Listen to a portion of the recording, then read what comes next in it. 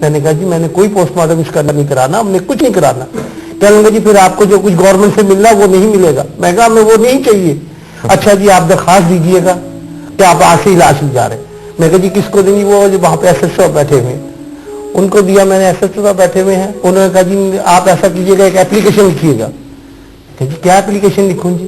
کہ جی یہ ہم اپنی مرضی سے لے جا رہے ہیں, ہم اپنی ذمہ دار. میں کہا اس میں ذمہ داری میرے پاس کیا ہے؟ میں تو ڈیڈ باڈی لے کر جا رہا ہوں, پھر آپ یہ کہہ رہے ہیں کہ جی آپ ذمہ دار ہیں. بس یہ آپ بات نہیں کرے, لکھ دیجیے گا. میں درخواست وغیرہ لکھائی دی. اب آپ شناختی کارڈ کی کاپی دیں گے. میں کہا رات کے 2 بجے کون آدمی مجھے شناختی کارڈ کی کاپی کر کے دے گا جی؟ نہیں جی آپ کاپی لے آئیے. 3 گھنٹے ہم خوار ہوئے. میرے کزن کی فوٹو کاپی تھی, میں نے کہا یہی لگا لیں چلیں. اچھا بیٹھ جائیں جی آپ. اس طرح سے ہمیں ڈیل کیا گیا ہے ہاسپٹل میں جا کے پولیس اور ہسپتال والوں نے. 3:30 بجے لاش لی ہے. اس کے بعد بات میں نے کر رہا ہوں کہ آپ کو اس میں صداقت لگتی ہے برہنہ لاشوں والی؟ بالکل ہوگی. میں نے تو جو جلی ہوئی لاشیں دیکھی اس میں کپڑا تو تھا ہی نہیں, سارے کوئلہ ہی تھے جس میں بھی. جس میرے ساتھ اس وقت امین صاحب ہیں, میاں خان صاحب ہیں. میاں خان صاحب السلام علیکم. وعلیکم السلام جناب. میاں صاحب آپ لوگوں کے گھر میں اللہ تعالیٰ آپ کو میں نہیں جانتا کس طرح صبر دے گا. آپ کی بیٹی, بیٹا, بیوی اور سالی جو ہے سب شہید ہوئے. آپ نے جب اپنی عورتوں کی لاشیں اٹھائیں تو آپ کے بقول ان کی بڑی بے حرمتی ہوئی بھی تھی. بالکل جی, ان کے اوپر کوئی کپڑا نہیں تھا. پتہ نہیں کیا ہوا, کیسے کپڑے وہ غائب ہوئے, یہ تو اللہ تعالیٰ بہتر جانتا ہے. لیکن میری بھتیجیوں نے اپنے سر کے دوپٹے اتار کے سر پہ سے تو وہ کپڑے جو ہے ان کے اوپر ڈال کے تو وہ پھر ان کو گھر لے کے آئے. ہاسپٹل سے تو اتنا بھی نہ ملا کہ ہمیں ایک کپڑا یا ایک چادر وہاں سے مل جاتی جو ہم ان کے اوپر ڈال کے لے آتے. اصل میں میاں خان صاحب جو وزیر اعلیٰ نے اسپتالوں کا بجٹ اتنا زیادہ کیا ہے نا, وہ اس میں چادریں نہیں شامل ہیں. آپ لوگوں کو پتا نہیں ہے اس بات کا؟ نہیں سر, ان کو چادریں یہ شامل نظر ہم آتے نہیں. اگر نظر آتے تو آج وہ رات کو کل سکھر نہ جاتے. وہ ہمارے گھر میں وہ دیکھتے کہ یہ ہمارے گھر میں لاشیں پڑی ہیں, وہ ہم ادھر جاتے. نواز شریف کا سکھر گئے ہوئے تھے, ان کو اپنا گھر نظر ہی ہے کہ میرے گھر میں کتنے خون بہ رہے ہیں, کتنی لاشیں پڑی ہوئی ہیں. تو ان کا گھر نہیں ہے, تو ان کا گھر نہیں ہے, آپ کا گھر ہے. اور ابھی یعنی میں ہیڈ لائن نیوز سن رہا تھا کہ 4 وزرائے اعلیٰ نے یہ کہا ہے کہ ملک کو دہشت گرد درندوں سے پاک کیا جائے گا. بالکل کریں گے پاک, کیونکہ جہاں پہ ابھی ملے ہوئے ہیں وہاں مال روڈ پوری لاہور کی بلاک ہوئی ہوئی ہے. وہاں دہشت گرد کا تو پتہ نہیں, شریف آدمی کوئی نہیں وہاں سے گزر سکتا. جو اپنی فصیلوں میں خود قید ہو کے رہ گئے, ان لوگوں نے آپ کو اور ہمیں کیا تحفظ دینا. We'll come back to the victim families after a break. Take a quick break.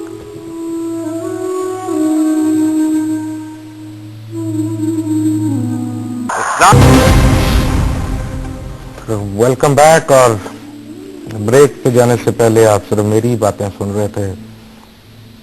مجھے نہیں پتا میں آپ کو کیا کہوں گا اور کتنی آپ لوگوں کو باتیں بتاؤں گا. آپ کو میں آج آپ کا آئینہ دکھانا چاہ رہا ہوں. میں آج ایکچولی حکمرانوں کو کچھ نہیں کہنا چاہ رہا, کیونکہ وہ جو ہسپتال تھے اس میں جو ڈاکٹرز ہیں, اس میں جو کام کرنے والے ہیں, اس میں جو پیرامیڈیکل سٹاف ہے, اس میں جو ڈیتھ اس میں سٹاف ہے, وہ تو سارے ہم لوگ ہی ہیں نا, سو کالڈ مسلمان, سو کالڈ مرد لوگ, پنجابی لوگ. یو نو مجھے تو شرم آتی ہے. اگر یہ پنجابی ہیں تو میں نہیں ہوں پنجابی, اور اگر یہ مسلمان ہے تو اللہ تعالیٰ ہم پہ رحم نہیں کرے گا. پھر میں کیا کہہ سکتا ہوں. میاں خان صاحب, آپ کی آواز بس میں نے اس وقت روکی تھی, سوری مجھے بریک لینی تھی. آپ مجھے بتا رہے تھے ہسپتال کے حالات. بولیے. جب میں نے ٹی وی آن کیا تو مان تفسیر صاحب ہاسپٹل میں دورہ کر رہے تھے. میں نے سوچا کہ شاید یہ ہمارے لوگوں کے گھر بھی آئیں گے, کیونکہ کل میاں صاحب بھی ہاسپٹل میں دورہ کر کے گئے, تو میں نے سوچا کہ شاید یہ ہما بلاک میں بھی آئیں گے, یا کہ ہمارے غریبوں کا حال پوچھیں گے کہ کیا آپ سے بیتی, ہمارا دکھ بانٹیں گے. لیکن نہ تو میاں صاحب کو توفیق ہوئی کہ یہ ہما بلاک میں تشریف لے آئیں, نہ سلمان تفسیر صاحب کو توفیق ہوئی کہ وہ ہما بلاک میں, یعنی کہ کوئی حکومت کا اہلکار, کوئی ایس او تک نہیں یہاں جو آ کے کسی نے پوچھا. صرف ایک سب انسپیکٹر شام کو جب ہم نے جنازے جو لے کے جانے تھے تو اس وقت آیا تو کہتے جنازے کتنے بجے جائیں گے. میں نے کہا جی 4:45 بجے جنازے ہوں گے ہمارے, ہم 4:45 بجے جو ہے نا جنازہ کروانا ہے. کہتے ٹھیک ہے, ہم آپ کو مطلب کہہ کے اتنی چلا کرتے ہم لوگ. کوئی ناظم نہیں آیا, کوئی یونین ناظم نہیں آیا, کوئی سیکٹری نہیں آیا, کوئی وزیر نہیں آیا, یہ سارے وہیں پہ رہے نا جہاں پہ کیمرے تھے؟ ہاں جی بالکل. کوئی یہاں میں کہتا ہوں جب جنازہ ہوا ہے آپ لوگوں نے دیکھا ہوگا تھوڑا بہت کہ کوئی روشنی نہیں تھی, کوئی سیکورٹی نہیں تھی, ہزاروں کی تعداد تقریباً 7,000 سے کم لوگ نہیں تھے, منیمم 6-7 ہزار لوگ تھے جنازے میں شامل. کوئی سیکورٹی ان کو نہیں دی گئی تھی کہ چلو سیکورٹی دی جائے تاکہ تحفظ دیا جائے.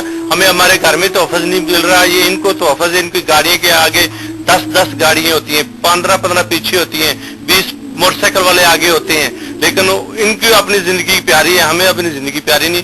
ہم تو دو پہ لگے ہوئے ہیں کیونکہ ہم دو پہ رہیں گے, یہ ان کا اصول لگ رہا ہے مجھے. تو آپ کے گھر میں کتنے جنازے اٹھے؟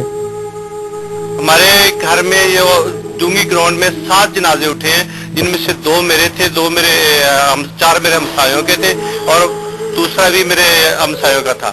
7 جنازے جو ہم نے مشترکہ اجتماعی طور پہ جو کی ہیں. ہماری ریکویسٹ ہے ان لوگوں کو کہ یہ اپنی پالیسی چینج کریں. ڈاکٹر مجھے یہ پتا چلا کہ آپ کے یعنی گھروں میں 3 دن چولہا نہیں جلا؟ 3 دن چولہا تو کیا, انہوں نے یہاں تک کہ قبر جو ہے, جو قبریں کھودی گئی ہیں وہ ہمارے گاؤں سے میرے ایک بانجا اور بھتیجے آئے ہوئے تھے. ہم لوگوں نے اپنی قبریں خود کھودی. گورکن جو قبر کھودنے والے ہیں وہ بھی فارغ نہیں تھے, وہ بھی 4-4 5-5 قبریں نکال رہے تھے. تو اپنی قبریں ہم خود نکالی, اپنے خفن ہم خود لائے, اپنے جتنا بھی کھانا پینا جو. ایک منٹ,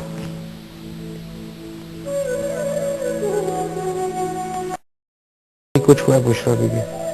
جی یہی کہانی ہے. کوئی کسی کی مدد کر بھی نہیں آیا, کوئی کچھ بھی کسی نے آ کر پوچھا تک بھی نہیں ہے. وہ جو رشتے دار آئے ہیں انہوں نے آ کے سنبھالا ہے ہمیں تو خود اپنی ہوش ہی نہیں تھی. سب کچھ یہی کہانی ہے سب کی.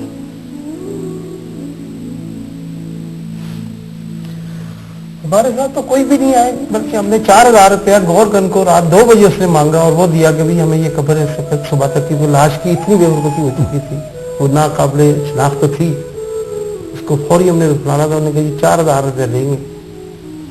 نہ ہمیں تابوت کوئی ملا, نہ کوئی چیز ملی رات کے ٹائم پر. پھر ہم نے اسی میں کفن رنگ سے لیا, اسی میں جناب نے لپیٹا اور صبح 10 بجے ہم نے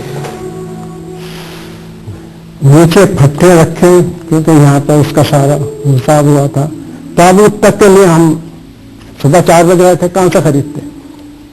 نیچے پھٹے رکھے, پھر چادر سے لپیٹا, پھر یعنی کہ ہمارا خیال تھا ظہر کے بعد تک کچھ لوگ رشتے دار تھے, لیکن پوزیشن ایسی ہو گئی تھی کہ زیادہ دیر رکھ نہیں سکتے تھے. خون مسلسل بہ رہا تھا.